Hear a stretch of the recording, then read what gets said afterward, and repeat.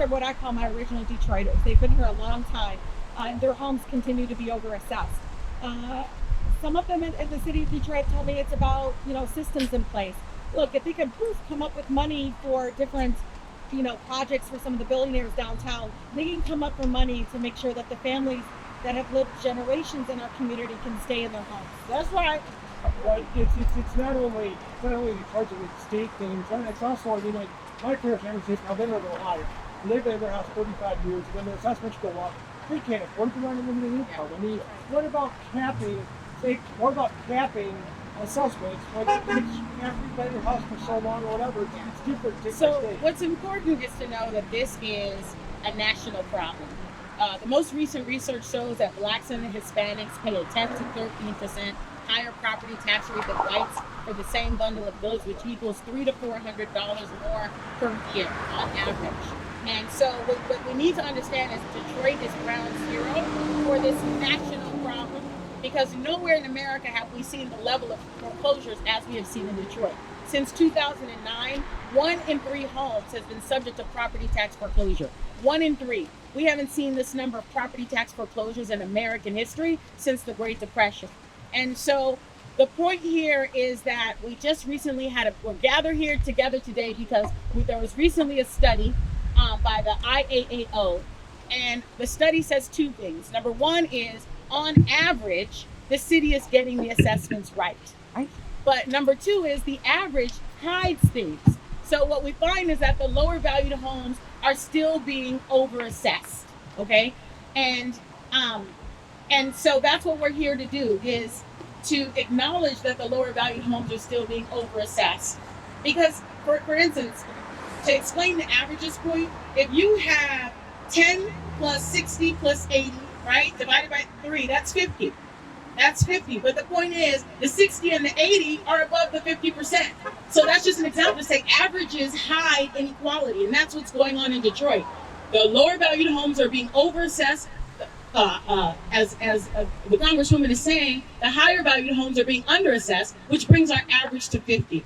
And the main thing is, the first thing you need to do is you need to acknowledge there's a problem. That way we can find ways to fix it. And there are ways to fix it. Chicago, for instance, is in the same problem. And in Chicago, what they did to fix it is they have a whole department in the assessor's office of data scientists.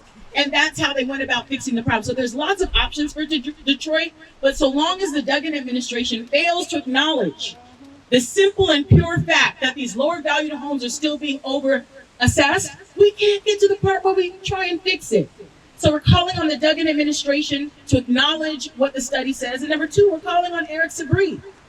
When you do tax foreclosure, that's an act of extreme legal violence that needs to be exercised with extreme caution. That's right. In Detroit, this legal violence has been exercised with extreme recklessness. We have study after study after study showing the lower valued homes are still being overassessed, yet they're still foreclosing despite the data. That has to stop. So we're calling on Eric Sabree not to foreclose on owner-occupied homes worth $50,000 and under, because the data says the vast majority of those homes are still being overassessed. Are we overlooking that there's also essentially a systematic thing of foreclosures on mortgages faster than normal?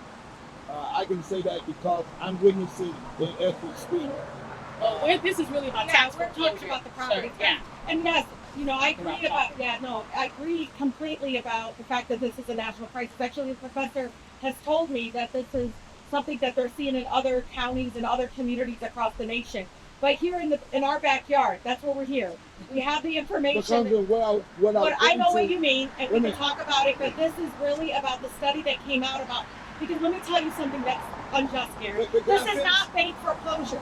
This is city. When you do that part, you automatically open it up for the tax foreclosure part of it, because what you understand is that we're talking about people that have owned their homes generationally.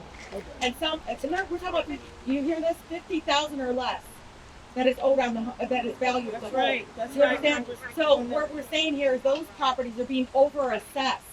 Yeah. Versus property values that are higher, there seems to be a better better assessment on those. Those seem to be much more thoughtfully done and more intentional. That the intentionality is done that way. Here we're seeing people that are losing their homes. It's very little money. It's all property taxes, not because the base payment foreclosed. It's because the city did a thing. Yeah. Is it a countywide problem or is it specific to the city? I can tell you, I represent Western Wayne, and I've seen this as an issue in some of my Western Wayne communities. This is an issue that I've seen in my Western Wayne communities. I represent Inkster. I represent Redford Township, Garden City. So these are many working class communities. And again, what you see nationally happening and here in our own backyard in the city of Detroit, that is also happening in many cases in some of these working class communities and neighborhoods. Some of those homes, I mean, on average are less than $100,000. And I think it's better not to shout out. I mean, I don't know if we're having a press conference or what's happening here, but I do want to answer the question in regards to why we're here. We're here because it's showing, again, the importance of the story is that it's showing that people's homes that are lower value, we're talking about $50,000 worth of home values of $50,000 are not being assessed properly. They're being over-assessed. We already know it's already what, $600 million over assessment. So the constant not trying to address it and fix it is kicking out some of my families that have been in Detroit generations. These are folks that, again, Detroit is in their DNA. And they're not, again, getting the justice that they need. They need a fair assessment. I don't know if they need to close their eyes in City Hall and pretend these homes are the $300,000 worth of homes, for them to actually pay attention to the homes that are, again, those lower value homes. These families don't deserve us to turn around and create a system that they end up having to pay a lot more out of their pocket when they don't. And they're losing their homes for so little. And so it is a combination. A lot of those homes end up in foreclosure for so little, where we could have been helping them and trying to, again, address this from the front end. And it has been addressed in other cities. The fact of the matter is, at least acknowledge that it's happening. Pretending it's not happening, to me, is unjust and unfair for many of my residents that I represent. United can never be divided. Thank you all for coming. I want to open up. My name is Professor Bernadette Atuahene. I'm a law professor at USC Gould School of Law. All my work deals with land stolen from Black people, and I'm currently here in Detroit, this 80% Black city, studying how land is being stolen from Black people through illegally inflated property taxes. All right. So what is the story? Why are we gathered here? All right. When Mayor Duggan was running for office, he acknowledged that the overassessments were occurring in Detroit. Okay. And when he came into office, the first 2 years in a row, he did 2 across-the-board cuts of property taxes. The problem is property tax assessments in Detroit are what we call regressive, meaning the lower valued homes are taxed at a higher rate than the higher valued homes. And when you're in that situation, an across the board cut is not what you need. What you need is a deep cut for the lower valued homes, and in certain instances, raising up the assessments for the higher valued homes, right? Well, politicians want to be seen as taking action, whether that action is effective or not. University of Chicago comes behind these cuts, and they do a study that finds that on average, things have gotten better. But the lower valued homes are still being assessed in violation of the Michigan State Constitution. The Duggan administration said the University of Chicago is wrong and started insulting the professor who conducted the study. So then what we did is then we got the study peer reviewed by professors at UVA and Duke, and they all said the University of Chicago study was right. So then the Duggan administration says they're all wrong. Okay. So now what we do is we pass something recently after 3 years of organizing called the Property Tax Reform Ordinance. The Reform Ordinance does lots of things like making the property tax assessment bill legible to people instead of having everything in 5-point font, right? Giving definitions and explanations, making it such that everyday Detroiters can understand what's going on. But the other thing that the Property Tax Reform Ordinance did is force the city to do its own study so that they can stop saying everyone else's study is wrong. 14 months after it was due, the study has finally come, and the study is here. It's done by a reputable organization called the IAAO, okay? And the study has 2 parts to it, right? The conclusions are in 2 parts. The first part is that on average, assessments in Detroit are at the correct level. So that's what we want to congratulate the city for, right? On average, assessments are at that 50% level where they're supposed to be. But the part two is that averages hide things. Averages can hide inequalities because what's going on is we're at 50%, but the lower valued homes are being overassessed and the higher valued homes are being underassessed. So we're still at 50%, right? But the point is, the problem is these lower valued homes. And again, who's in the lower valued homes? The most vulnerable homeowners. And so the main thing here is, in order for us to address any problem, we have to acknowledge the problem exists. Right over.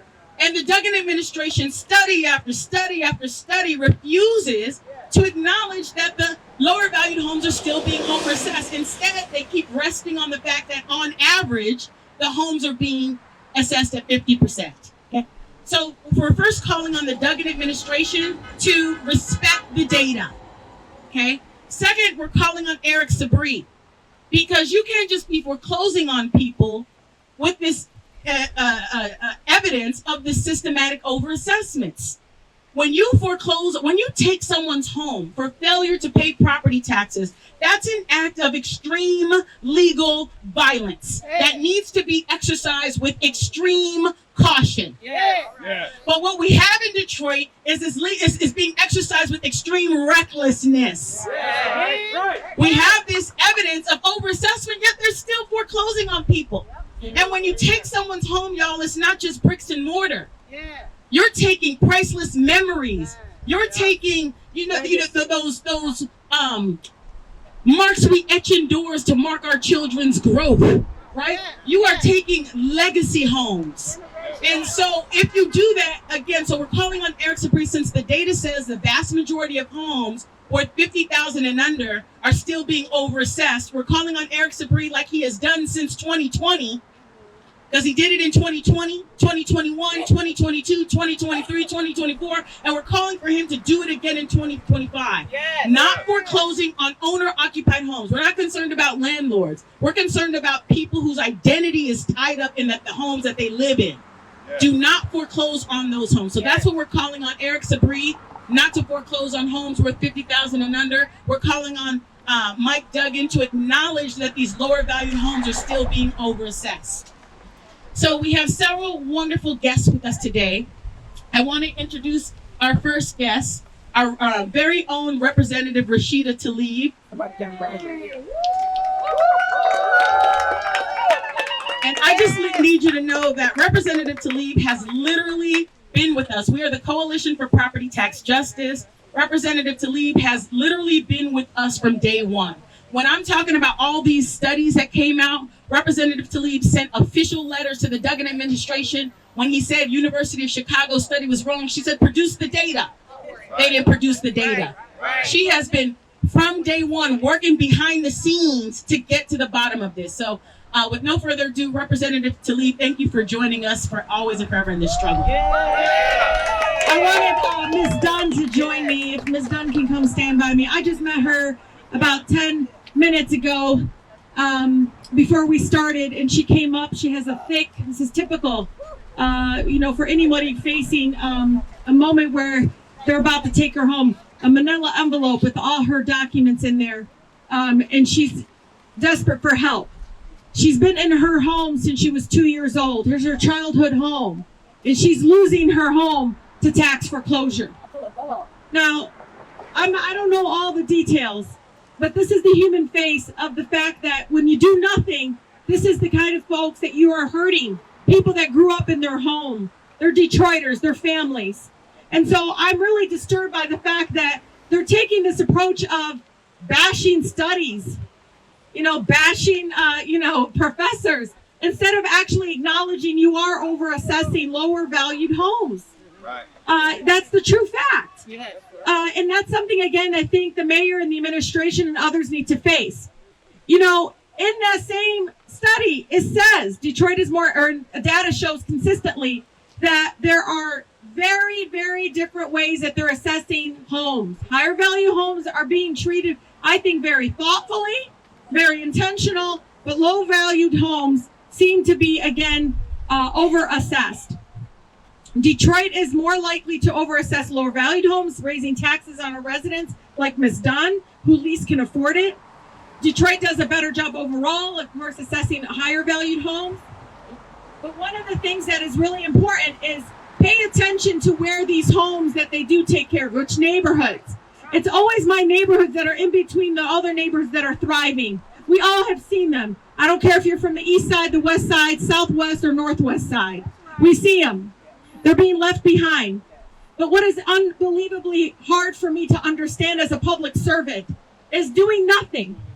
Is blaming the residents for something you're doing to them. It doesn't make any sense. And so I'm here not only with the professor and this amazing coalition that folks that have come together to help families like Ms. Dunn and others. You know, what I love is we're not just having press conferences. We're taking intakes. We're helping people, again, challenge those assessments. We're showing them, again, over and over again, that the neighborhood that they're over assessing the assessments are so high based on the value of their homes that have been sold in the community. We show it over and over again. We always are proving them wrong, that they're not doing it the right way. So again, I want to ask the city, ask the mayor. You know, I know he wants to be governor. No. But I want to ask him to do the right thing here. I think that there is a time and a place that we can, you know, we birth movements in Detroit. Maybe we birth a movement. We can show the rest of the nation how we can assess people's homes properly. You know, we can, again, admit that there is a broken assessment process at the city level. We know that other communities around the city are experiencing the same challenges. We know that. I hear them from all over my district. However, we again have the data, the information, and the partnership of many organizations that are ready to help, again, make sure that they fix this broken system. I just talked to someone that actually is with the city. I'm not going to mention who it is. And they said, you know, you're absolutely right. The way they look at these sale prices, Rashida, and the value, it doesn't make any sense. And again, we're having folks come out and say this. It doesn't make sense. So again, you can throw the studies, the data in the trash. But at the end, behind all that data is the Dunn family, is other families. They don't deserve us to turn their backs to them. They don't deserve us to, again, rip their childhood homes from them. This is, again, home is such an important aspect of people's daily life. And I say this to so many people. I don't want my families or our families to just be able to survive. We're always on survival mode. They should be able to also thrive and not have to look behind them and think, okay, they're going to turn around. And the city, not a bank, not a corporation, a city is going to take away their home, you know, through the county foreclosure process. So I want to thank Ms. Dunn. I know I just asked you last minute, but I could tell she looked at me and she said, I got a text message to come here. She brought her manila envelope with her. We're going to help her. And this is her family. Her family. We got you. If the city's not going to help you, we're going to make sure that you have the lawyers and everyone else that's possible to save your home. You deserve to keep your home. Okay. Thank you so much. Thank you. Thank you. Make it right. Make it right. Make it right. Make it right. Make it right. Make it right. Make it right. It doesn't necessarily wear hoods anymore. The Klan typically wear suits. And if we think a century ago, the Klan was driving black people out of their homes with fire, with guns. Now they use illegal property tax foreclosure to drive black people out of their homes. And they imagine that they're not racist because they don't wear hoods. When in actuality, if black people are being driven out of their homes, whether it's by policy or whether it's by mobs, it's the same outcome. It's the same racist outcome. And I mention this because I'm here actually talking about Malcolm X, who would have turned 100 years old on Monday. And what some people don't know is when his family arrived in Michigan, and Malcolm was barely walking, at about 2:30 in the morning, Malcolm and his family heard a bomb. And he was woken up, his family was woken up, and they started running out of the house because some white neighbors had firebombed their home. And they had tried to drive them out with racist covenants that basically stated on the deed that only a white person could occupy that property. But Malcolm's father and mother fought those racist covenants and stayed in their homes because that was their home. They just arrived, they bought that property, and they were not leaving, even if they were in a white neighborhood. And so the racist covenants didn't work. So then they resorted to violence. And they ultimately lost their home. And so now, a century later, Black people are still losing their home as a result of racist property tax foreclosure. That's happening in Detroit, and it's happening all over this country. And again, these people are imagining that they're not racist because they don't wear hoods and because they don't bring bombs. But at the end of the day, they're literally destroying and bombing people's lives. And that's why we're here fighting against them. Save our homes! Save our homes! Save our homes! Save our homes! Save our homes! Save our homes! This has hurt the most vulnerable of us. And I am one of those vulnerable people. My home was in my name. I didn't want it to be in my name, but my mom passed while I was in grad school in California. Then I came back to Detroit and I did everything necessary to preserve the legacy of that home. I'm the youngest of 10 children. My father sent us all to college from that home. My father worked for the City of Detroit Sanitation Department. Okay, my mom was a school teacher. I worked for the school department. It's just that this isn't the Detroit I know.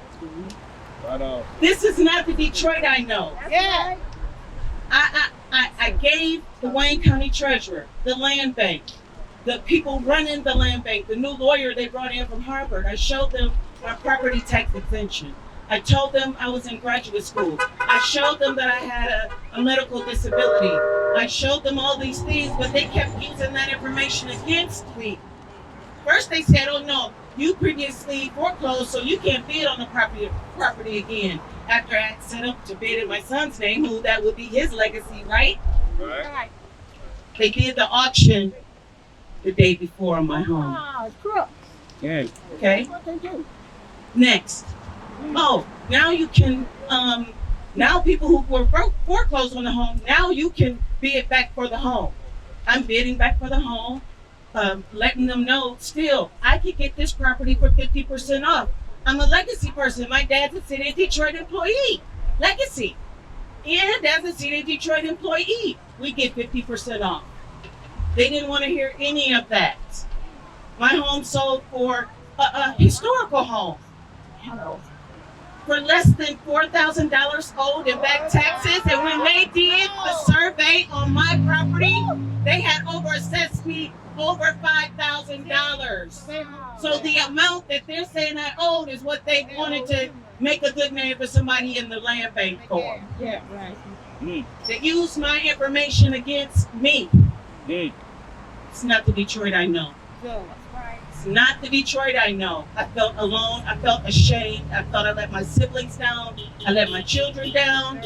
But I kept fighting, and I was all alone, renting rooms, moving from sibling house to sibling house, renting rooms, and I just kept calling and I kept calling. Yeah, I called the mayor's office. I called here, I called there.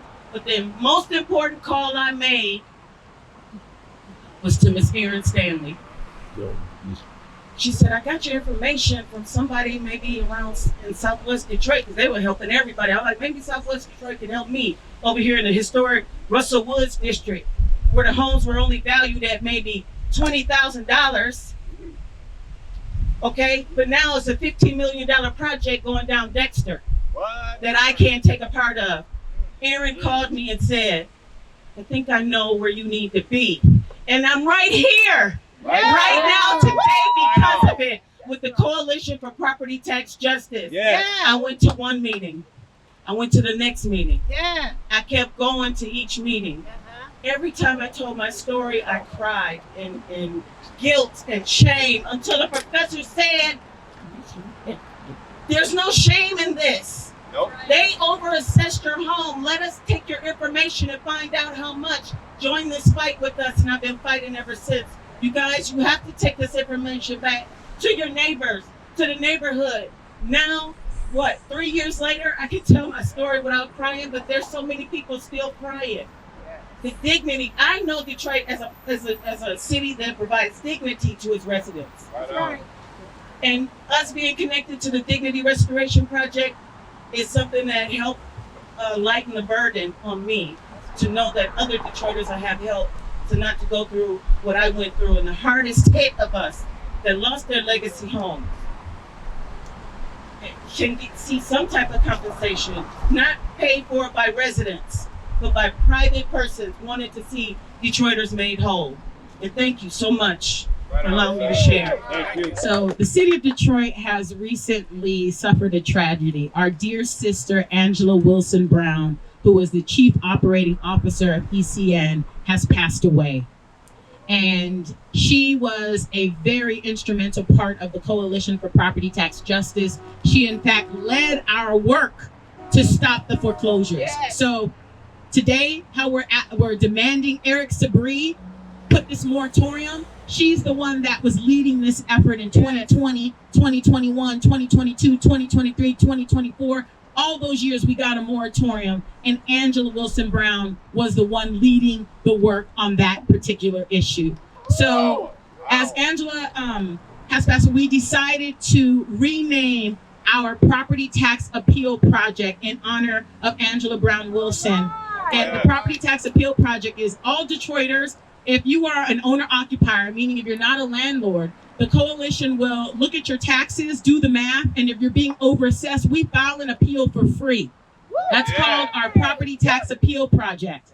And that project is now being housed at Detroit Mercy Law School, and we are, again, officially today renaming the project the Angela Wilson Brown Property Tax Appeal Project. And we're presenting ECN with the plaque that we're doing. Angela's memory will be forever remembered. Her legacy will be forever remembered. Donna. Yeah. Just have a couple of words. Thank you. When we look at the issue of property tax justice in Detroit in 2025, it's easy to think that this is a new thing. But if you look at the history of housing justice in the city of Detroit over the past 100 years, it just keeps coming up with a new name. In 2017 or thereabouts, I remember when Mayor Duggan got recognition for helping to heal redlining in the city of Detroit, as if racism was historical and not something that's happening right now. 50 years from now, for those of the people who are sitting on the sidelines not fighting back, what will people say about us now? We're doing the same thing. A couple more things I just want to point out. One of them is that when somebody loses their home, they don't just lose generational wealth, they lose generational well-being. They lose a place for their kids, their grandkids, and ancestors who never came to live, to be safe, and to grow their futures. Yeah. And when that happens multiple times on a single block, everybody on that block loses their wealth. We are stripping wealth in Black communities from Black people, not just the people who are losing their homes, but the people who keep them. They're already back. And it's important for us to understand that that's what racism looks like.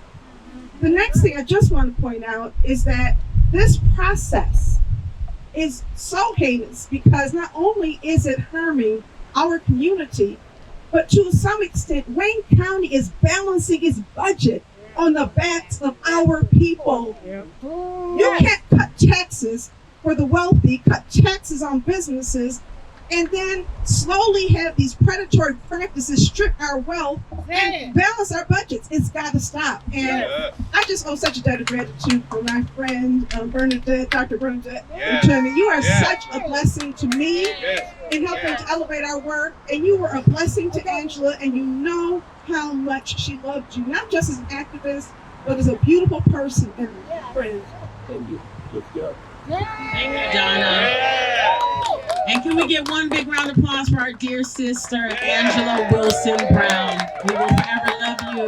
This fight will continue in your honor. All right, now questions from the media.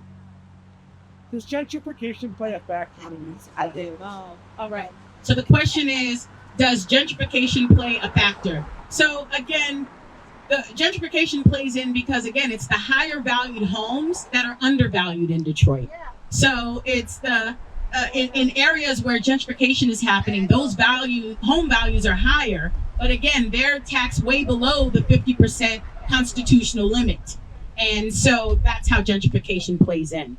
And what are some resources homeowners go to be able to fight the assessments? So resources the homeowners can go to is number one, you can Google the Coalition for Property Tax Justice. Every first Saturday from 10:30 to noon, we meet at Eastside Community Network, where our dear sister Donna is executive director. You just heard from her. And we have something that's called Coffee and Stories. And it's a space where we organize, you get to hear from elected representatives, tell your story, but most importantly, you get help. We have Wayne Metro on site every first Saturday. And if you need to apply for the poverty tax exemption, which is now called HOPE, we sign you up right on the spot. If you need us to look at your property taxes and file an appeal for the PTAP program, we sign you up on the spot. Wayne Metro, if you are qualifying for utility assistance or whatever, Wayne Metro helps you on the spot. So for people who need help, please, every first Saturday at 10:30 at ECN, or you can just Google the Coalition for Property Tax Justice, and we have a hotline, and they can call us to get help on the hotline. And you can follow us on social media as well. Other questions from the media? Other media questions? Okay, questions from community? You have a question? What do you say about the recent IAAO looking at the sales to appreciate that what's only happening over assess? It was this not the city. I'm not very perceived. And that's what this whole event is about. You must have come late. Yes, I did. All right, well, this is probably a good idea not to ask questions if you come late. Go ahead, baby. Don't forget to plug your book. It's great. So I have a book called Plundered, How Racist Policies Undermine Black Homeownership in America, which really here, Des has the book right here, which talks about this whole story of the overassessments in Detroit. But again, this is not, the thing I want to leave us with here, y'all, is Detroit is ground zero for a national problem. Blacks and Latinos on average pay a 10 to 13% higher property tax rate than whites for the same bundle of goods. That's nationally, which equals $300 to $400 more per year. So Detroit is ground zero for a national problem. But the good news is Detroit is also ground zero for the solution. Because guess what? The people who are closest to the problem are also closest to the solution.